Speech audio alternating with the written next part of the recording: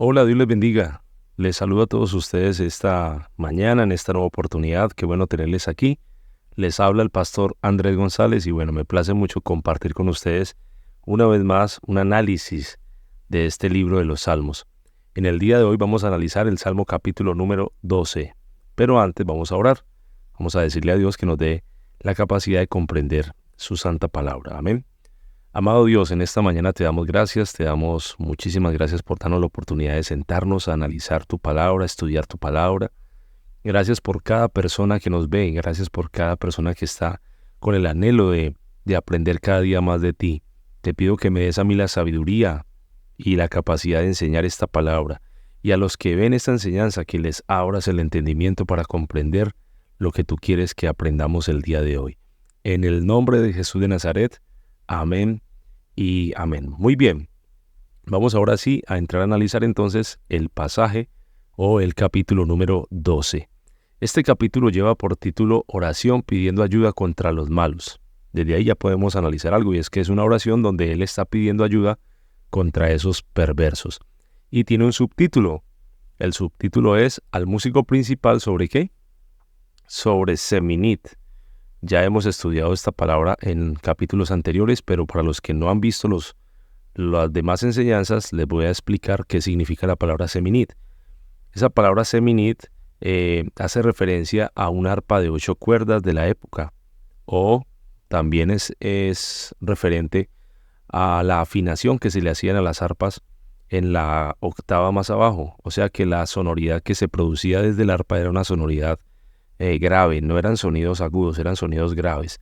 Eso es lo que está diciendo entonces, que este salmo debía ser llevado a las manos del músico principal de turno para que lo entonara con un arpa de 8 cuerdas o afinada en la cuerda octava, en la octava más abajo, y que se cantara pues con un sonido un poco más grave. No eran con voces agudas, sino con voces un poco más graves. A eso es que se refiere la palabra Seminit. Y por último dice Salmo de David, que es a quien se le da la autoría. Este salmo, el Salmo capítulo número 12, es una expresión poética que refleja la súplica del salmista en medio de un mundo que está siendo marcado, ¿por qué? Por la falsedad y por la corrupción. El salmista está reaccionando con gran admiración y con mucha preocupación ante la maldad que se manifiesta de manera impune en la humanidad. Y de eso es de lo que va a tratar ese salmo, de esa expresión, de ese sentimiento de preocupación tal vez que tiene el salmista al ver que el hombre sigue siendo cada día más malo. En este poema que está siendo atribuido a David, como les decía al principio, podemos ver cómo él está proponiendo algunos temas muy importantes. ¿Qué temas propone David? Él propone el tema de la piedad, de la fidelidad, y también habla de la hipocresía. Se refiere de alguna manera muy sutilmente al tema de la hipocresía. El Salmo capítulo 12 inicia con una expresión de lamento y desolación. Si ustedes alcanzan a mirar, o si tienen la Biblia, por favor ábranla allí en el capítulo 12, versículo 1, y se van a dar cuenta que empieza como con un lamento de desolación, y al final del Salmo también termina de la misma manera. Desde el comienzo, el salmista está presentando una visión sombría al afirmar la escasez de personas piadosas y la ausencia de personas fieles. Y también sumerge al lector en la gravedad de esa situación que él está viendo.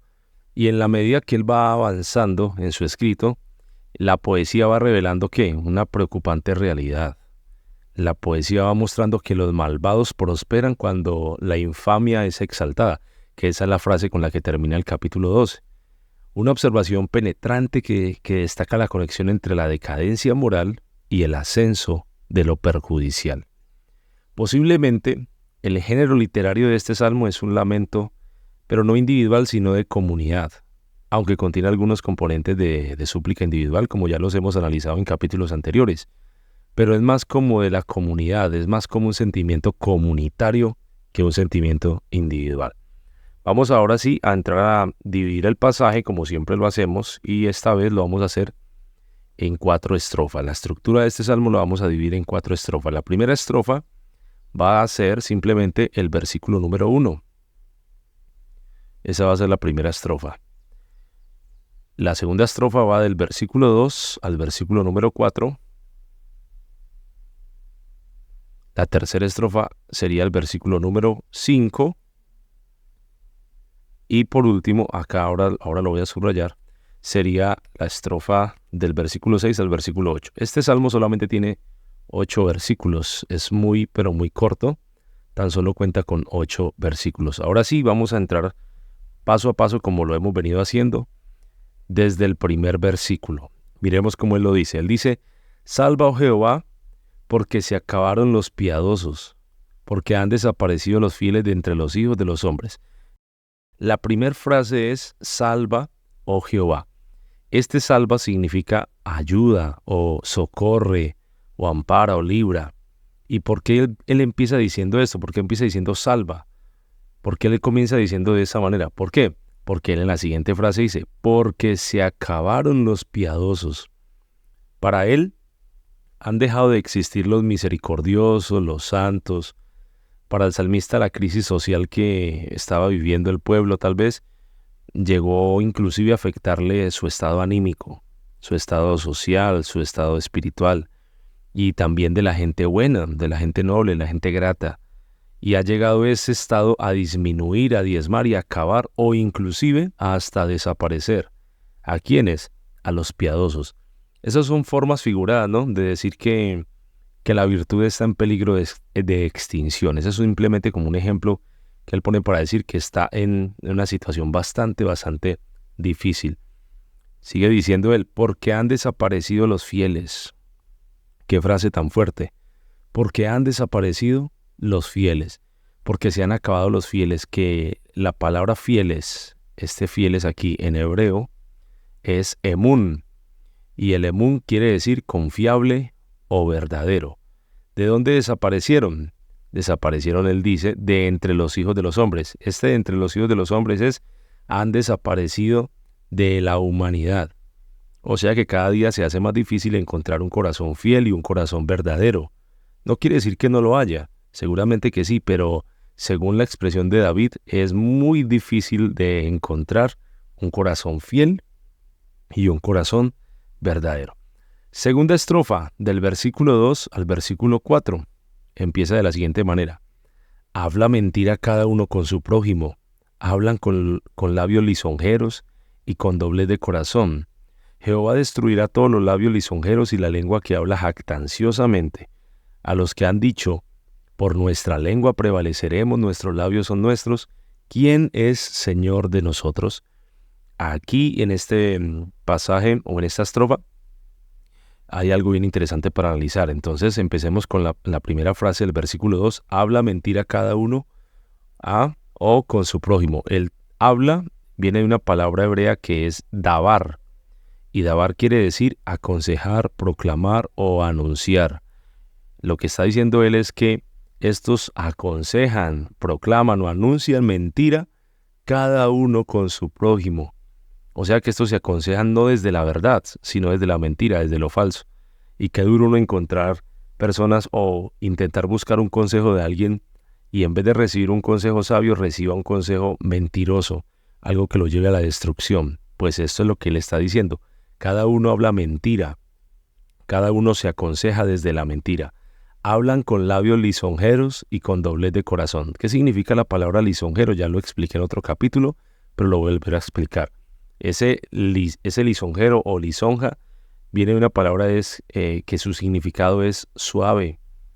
O sea que de sus bocas brotan palabras suaves o, dicho de otra manera, hablan con adulación. Y les voy a dejar de tarea que busquen el significado de la palabra adular, ¿sí? Porque ustedes también tienen que hacer la tarea de ir a investigar. ¿Qué es adular o qué es adulación? Pues bien, esto es lo que dice David. Hablan con labios lisonjeros, con palabras entre comillas suaves y con doblez de corazón.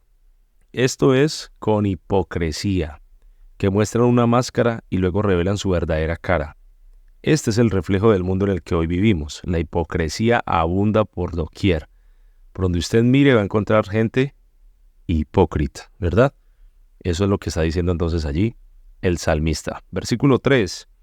Jehová destruirá todos los labios lisonjeros y la lengua que habla jactanciosamente. El Señor borrará o quitará a todos esos que hablan con adulación o con palabras suaves, es lo que dice David. Y la lengua que habla jactanciosamente, esto es la lengua que habla con soberbia, ese que se cree fuerte, excelente o que se cree muy grande. Ambos tendrán el mismo destino, ambos serán destruidos. El versículo número 4 dice lo siguiente: a los que han dicho, por nuestra lengua prevaleceremos, nuestros labios son nuestros, ¿quién es Señor de nosotros? Este versículo 4 se refiere a esa actitud de los impíos, de los malvados, que no reconocen la ayuda de Dios, ni de Dios, ni de nadie. Se creen autosuficientes. ¿Por qué? Porque ellos dicen, solamente nos basta con decirlo, con hablarlo, y ya vamos a lograr lo que nos proponemos. En otras palabras, sacan a Dios de sus vidas. No quieren tener cerca a Dios en lo que ellos quieren hacer. Simplemente les basta con sus ideas, con sus planteamientos, con sus razonamientos, pero no con una intervención de parte de Dios. Por eso termina preguntando el versículo 4, David dice de la siguiente manera: ¿quién es Señor de nosotros? Dicen ellos. ¿Quién es el soberano? ¿Quién es el dueño? ¿Quién es el amo de nosotros? ¿Quién es el que nos gobierna? Nadie es el que nos gobierna. Es lo que ellos dicen. Y esta expresión es bastante desafiante. ¿Quién es Señor de nosotros? Dicen los perversos. Ahora, el versículo número 5 ya es la estrofa número 3, y en este versículo el Señor responde a la crisis descrita por el salmista, y el Señor decide actuar en favor de ¿quiénes? De los pobres, de esos pobres que van a ser liberados y de esos necesitados que serán escuchados. Aquí está hablando el perverso, pero en el versículo 5 habla el Señor. Entonces, ¿qué dice? Por la opresión de los pobres, por el gemido de los menesterosos, ahora me levantaré, dice Jehová, pondré en salvo al que por ello suspira. En este versículo el Señor está respondiendo, vuelvo y lo repito, a la crisis, a todo lo que se viene planteando aquí en estos versículos anteriores. Aquí vemos a Dios contestando. Y hay algo bien interesante. Él dice, por la opresión de los pobres y por el gemido de los menesterosos. Eso de por la opresión es por el asolamiento o por la violencia que han sufrido los afligidos, y por el grito o por el chillido de ¿quiénes? De los necesitados, de los menesterosos. Por causa de eso va a ocurrir algo. Dice la parte B del versículo 5. Ahora me levantaré, dice Jehová. Es interesante ver aquí que este levantaré no es una petición de David para que Dios se levante, como hemos visto en capítulos anteriores, no, sino que es Dios quien toma la iniciativa de afirmar su carácter para librar a aquellos que están siendo oprimidos. Ahora me levantaré, dice Jehová, pondré en salvo al que por ello suspira. Pondré en salvo al que por ello suspira, esto es que el Señor traerá salvación, traerá libertad, o traerá seguridad al que suspira o anhela profundamente por esta liberación. Y aquí cabe una pregunta: ¿uno suspira cuando qué? Uno suspira cuando desea algo, ¿verdad? Uno hace o emite más bien un suspiro es cuando quiere o anhela algo. Voy a bajar entonces la Biblia para que miremos la siguiente estrofa del versículo 6 al versículo número 8. Ya vamos a entrar en la parte final. Este es el remate prácticamente de este pasaje. Versículo 6 dice: las palabras de Jehová son palabras limpias, como plata refinada en horno de tierra purificada 7 veces. Las palabras de Jehová son palabras limpias. Las palabras del Señor son sin contaminación, no son adulteradas, no hay mentira en su palabra. Lo que Él dice es completamente puro, es lo que está diciendo aquí David. Las palabras de Jehová son palabras limpias, no hay contaminación, no son como nuestras palabras, que cuando hablamos y cuando decimos cosas muchas veces esas palabras vienen cargadas de falsedades, de mentiras, de hipocresía, pero las palabras que emite el Señor no son así. Las palabras de Él son completamente ¿qué? Puras, limpias. Y Él hace uso de un ejemplo aquí, dice, como plata refinada en horno de tierra, purificada 7 veces. Estas palabras describen el proceso por el cual se refinaba ¿qué? La plata. La plata debía ser fundida en un horno de tierra. La plata se refina al ponerla al fuego y se vuelve líquida. Así se eliminan todas esas impurezas. Los expertos dicen que la mejor forma de saber si la plata está refinada y completamente refinada es cuando el platero puede ver su propia imagen en ella. Así dicen ellos que se puede percibir cuando la plata ya ha quedado pues muy bien refinada. Y David termina diciendo que es purificada ¿cuántas veces? 7 veces. 7 veces quiere decir que el proceso de purificación, según el ejemplo que él usa, fue un proceso de altísimo control de calidad. Con esto nos da a entender que quien confía en la palabra de Dios debe estar seguro, pues la palabra de Dios es de altísima calidad. Lo que Él promete, Él lo cumple, porque Él no miente. Si en algo tenemos que confiar, es en la palabra de Dios. Si tú quieres confiar en alguien, pues confía en la palabra de Dios, confía en lo que Dios te ha dicho, en esa palabra que no tiene adulteración. Versículo 7 dice: Tú, Jehová, los guardarás de esta generación, los preservarás para siempre. Tú, Jehová, los guardarás. ¿A quiénes? Aquí hay una pregunta. ¿A quiénes va a guardar? A los pobres, a los afligidos, a los necesitados. De esos que viene hablando el Salmo. Él los va a guardar. ¿Y de qué los va a guardar? Los va a guardar, según David, de esta generación. De esta generación los va a preservar para siempre. Aquí hay algo bien interesante. Y es que esta frase de esta generación los preservarás para siempre se puede dividir en 2 partes. La primera parte nos habla de la generación. Hasta aquí vamos a poner la primera parte, de esta generación. Pero esta generación va y viene, ya que las generaciones son ¿qué? Son finitas, tienen un principio y tienen un final. Pero la segunda parte dice, los preservarás para siempre.